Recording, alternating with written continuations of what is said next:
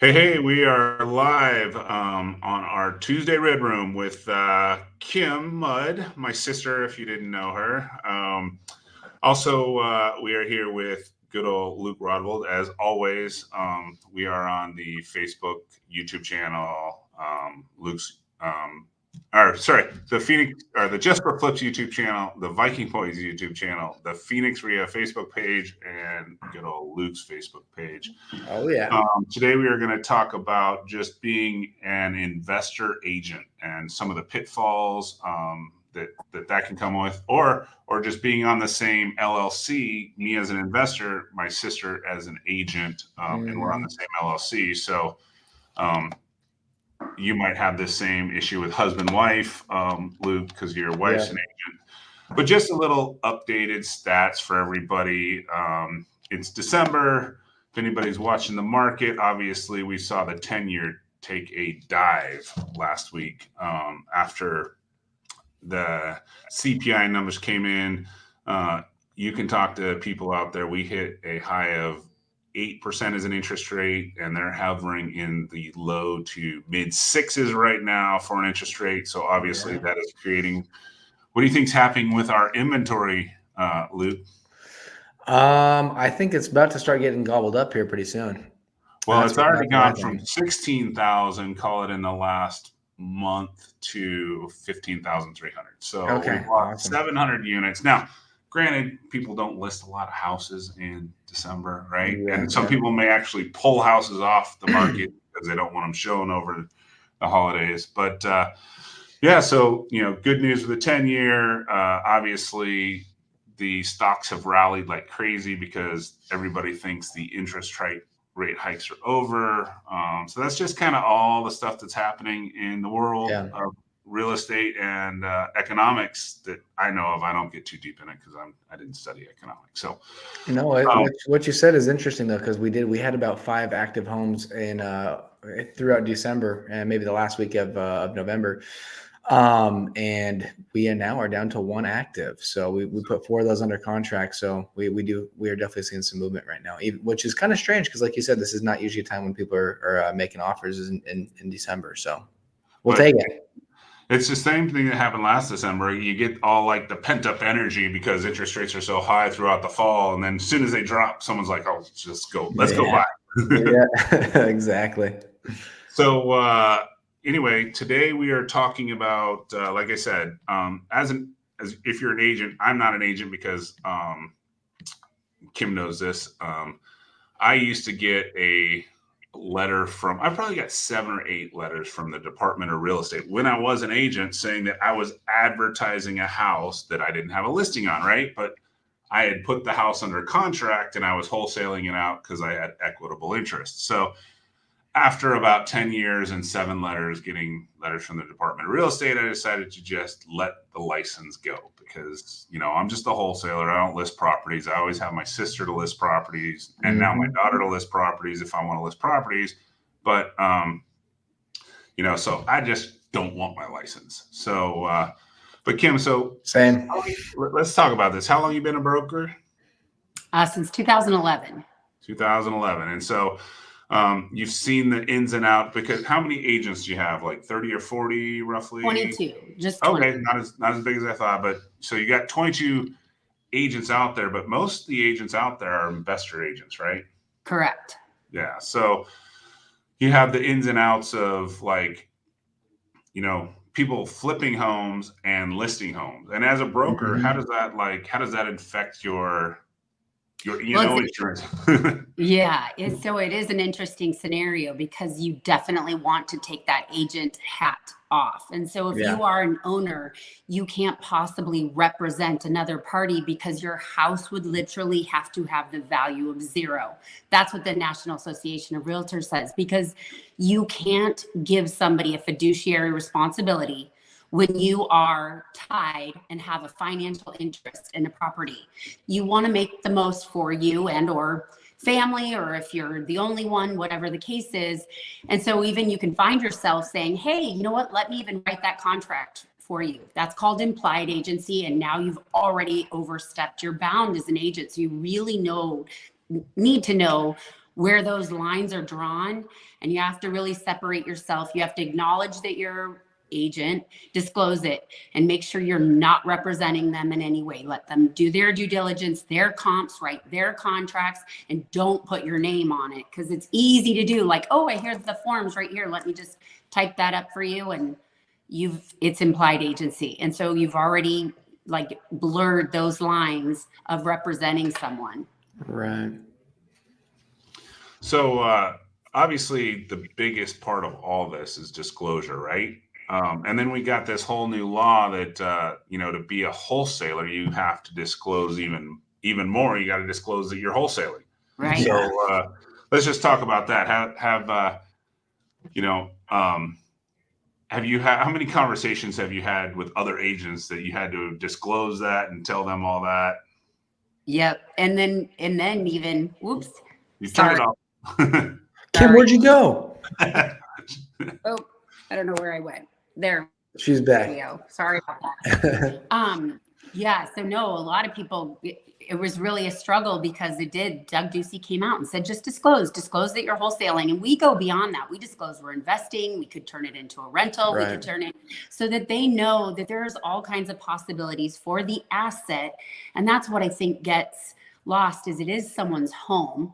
So all of a sudden they're like, what are you going to do with my house? And what could it be worth?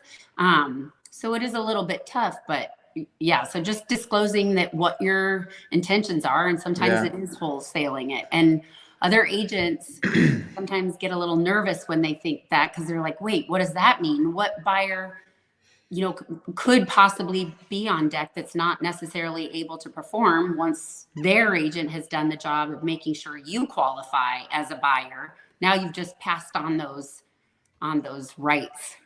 And Kim, don't you think that, obviously on a lot of contracts that we write and that we've seen come across our table, it says that, we're buying this property with the intent of making a purchase, or I'm sorry, with the intent of making a profit on it. Sorry, Yes. Buying the property with the intent of making a profit on this property. So I think a lot of times it just comes down to, just making sure you're setting that expectation, because again, like having that conversation with the other agent or having that conversation with the seller, whatever it might be, it should be easy to have that conversation, because it's like, well, duh, you know what I mean? Like, but believe it or not, you need to have it in there.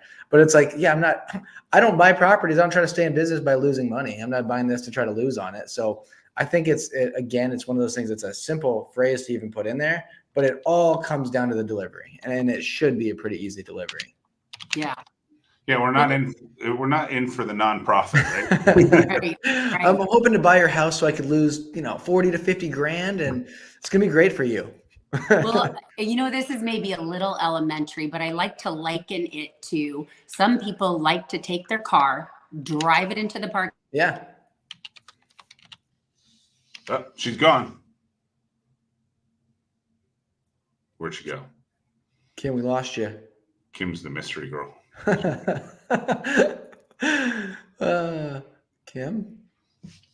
This was like my internet the last. I was gonna say that.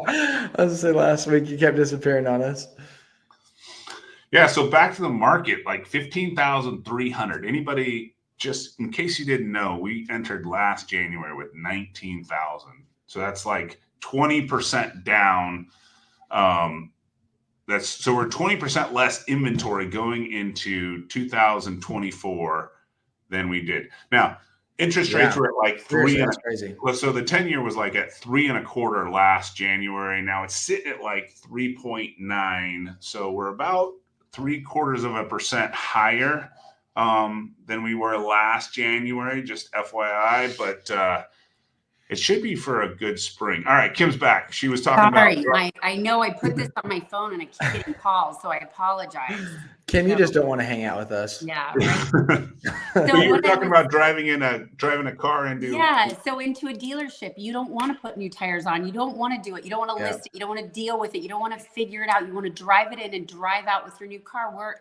I liken it to that, because a lot of times we can let sellers stay in their home, or they don't have to do the repairs, or they don't have to have the showings. There's so many benefits. They can have the money in their pocket and sometimes even occupy 30 days after in order to move on with their lives and whatever their situation is. So then we take it on and rehab it and fix it and flip it and do all the things. And so just again, that people think wholesalers kind of have the bad name, but at the same time, there's the wholesaler. He's right there. He's the shark. Whoop, I don't know how to do it.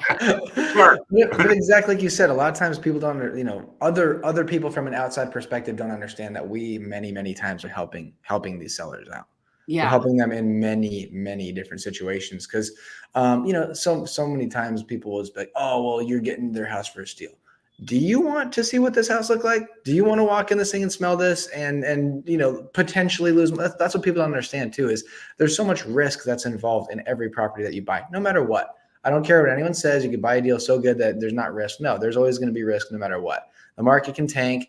You can find out there's a foundation issue in it later on. I mean, anything could happen, right? And so again, that there comes a level of us being willing to take on that risk from people that other people just don't understand. And 2022, last year, Jake and I talked about, we lost on probably 15 to 20 flips, and we may have lost $1 million in flips. And so it's like, do you think when we bought those properties, you think we had the intent of the market falling through? And you think that we were like, oh yeah, we're buying all these houses to lose? Like, no, like that's just, it's how it works, And so that's what I think people need to understand. Yeah. So we're talking. So you got to disclose, obviously, all the way through the chain. You got to disclose to the seller, but then you also have to disclose in the middle. Like you got to disclose, like, hey, that that we're wholesaling, not just to the seller, but to the investor that's buying it. I mean, It's just all the way through. Yeah. And even if you bring it to market, you have to disclose you didn't occupy it. There's things that are unknown. You do the spuds as best you can. Right.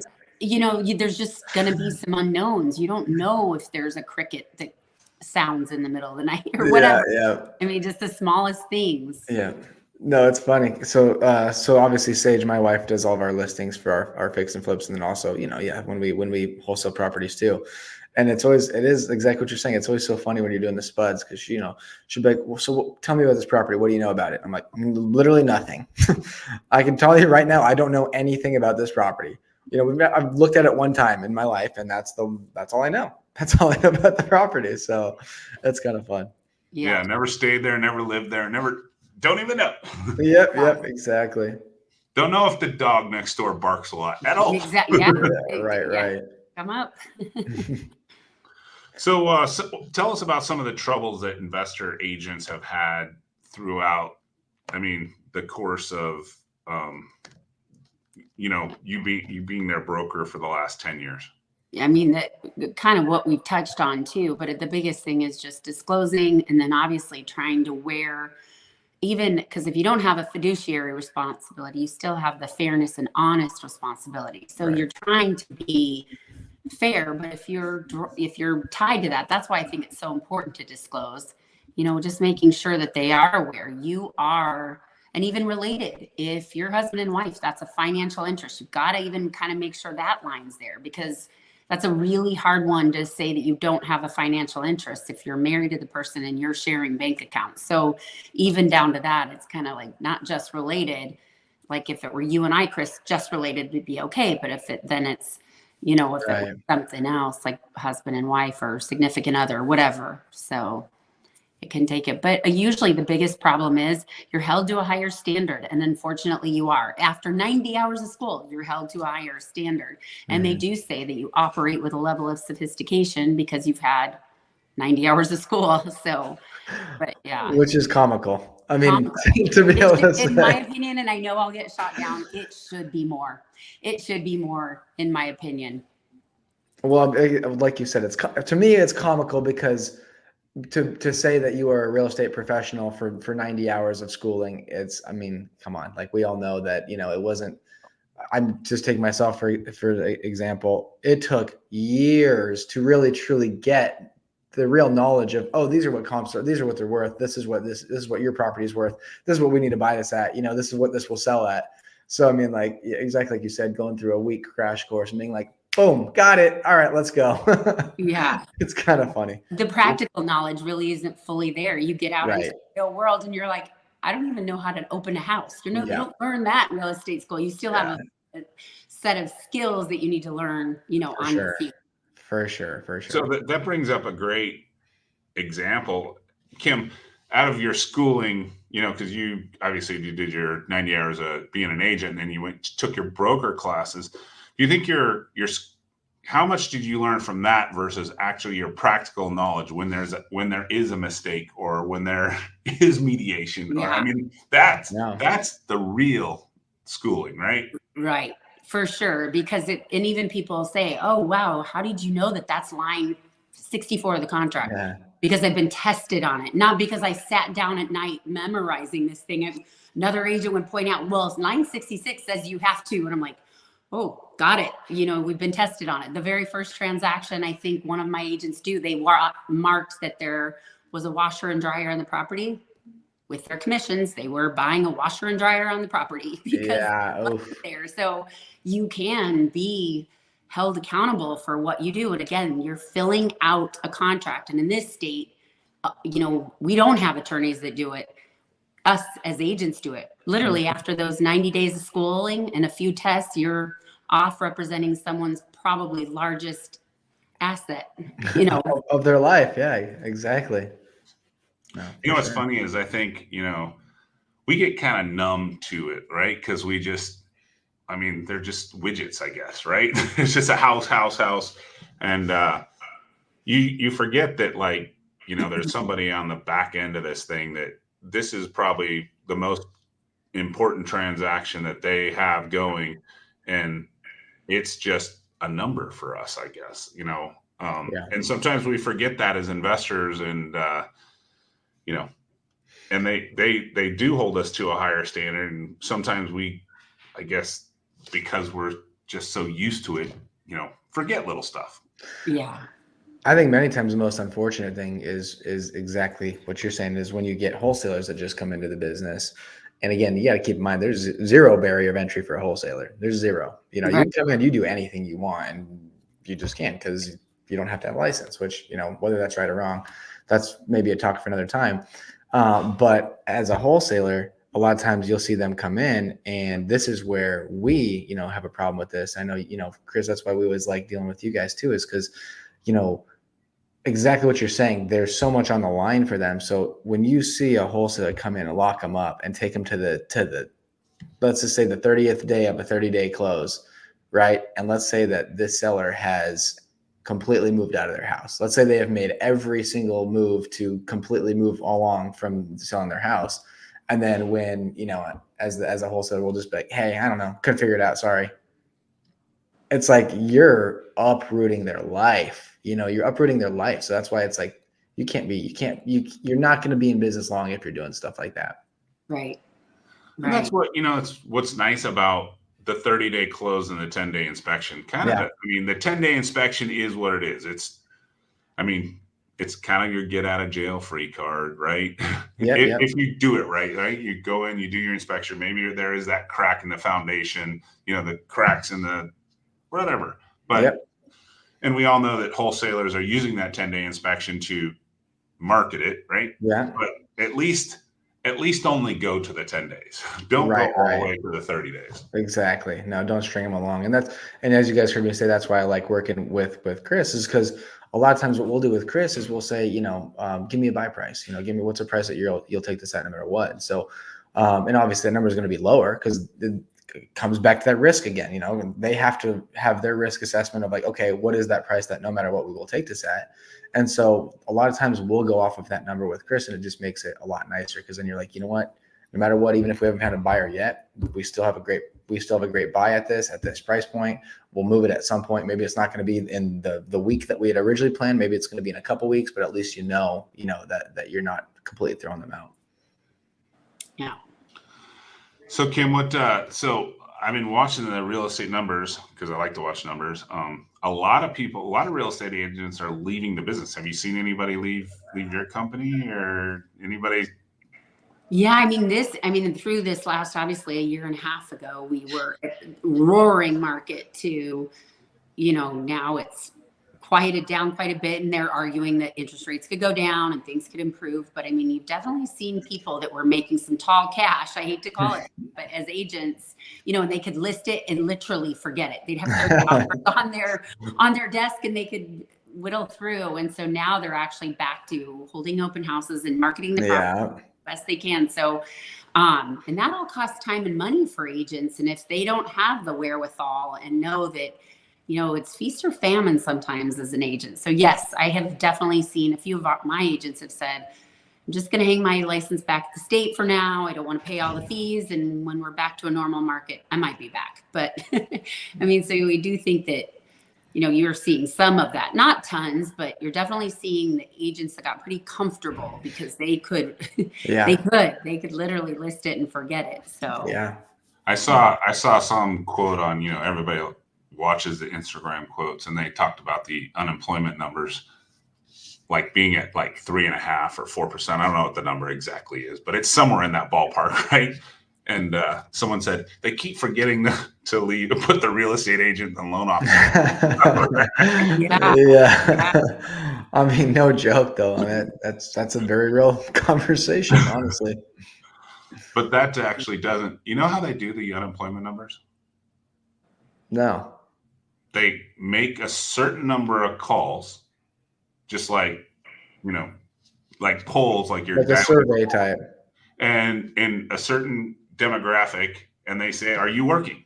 And that's how they do the unemployment numbers. Really? Yeah. Wow. And then if you also, I like to watch economists sometimes, and then if you see an unemployment report, the unemployment report gets revised like a week, but it comes out and the stock market goes like this because of it, right? Up and down. But then a week later, they'll revise it, and that never gets published. So what you're saying is it's probably very accurate. Wow.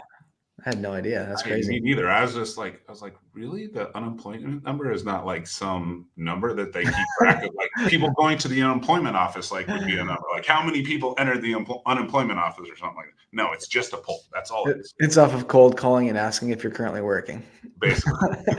Like right now, like right this minute? No. Oh, that's funny. Interesting though. So any other advice you could give? We usually do this for 30 minutes and we're 22 minutes in. Any other advice you got anybody to becoming an agent besides that, or becoming an agent investor besides that disclose? And then, anything else? Yeah, no, I think that's pretty much it. I think and again, not to represent, and be careful of that implied agency. It can happen so quick and you almost think that you're being helpful, but all of a sudden you've kind of represented them because you've provided comps or you've provided, things that truly only an agent's supposed to do, looking out for the best interests. Yeah. But I think we could all say that if you do it properly. Level of sophistication. Pardon me? I said, lost you there. I think we could all agree, you, me, Luke, that having the ability to flip homes and having the agent / person in-house. I mean, yes, you have the disclosure, but it's helped us all like grow our businesses. I mean, we have all been doing this for 10 plus years, right? So no doubt about it. No doubt about that. I know I've told you that before, Chris, but the biggest change of our business was when we were wholesaling a lot. And then when we started tracking the deals and when we started seeing what the flippers were making on them too. And we were like, why are we not flipping? Why do we not have a flipping side to our business? And then when we added the flipping side, that was when our business truly, went to that next level. That was when I think when we went from, just doing around $1 million in sales regularly to, to the multiples. So that was a big difference for sure. Well, cool. Thanks for jumping on with us, Kim. Kim, your Christmas tree is beautiful. Oh, thanks. Yeah. Oh, there. Differently. There it is. There it is. Yeah. You want to show everybody Clark? Is Clark in the picture? Yeah, that's who's making all the noise. Hi, Clark. Oh, that's awesome. Yeah, smartest dog ever. He's gonna become a real estate agent next. Yeah. Perfect. Well, thank you guys for having me on. Thanks for jumping on. We'll see you guys later. Take care. Appreciate it.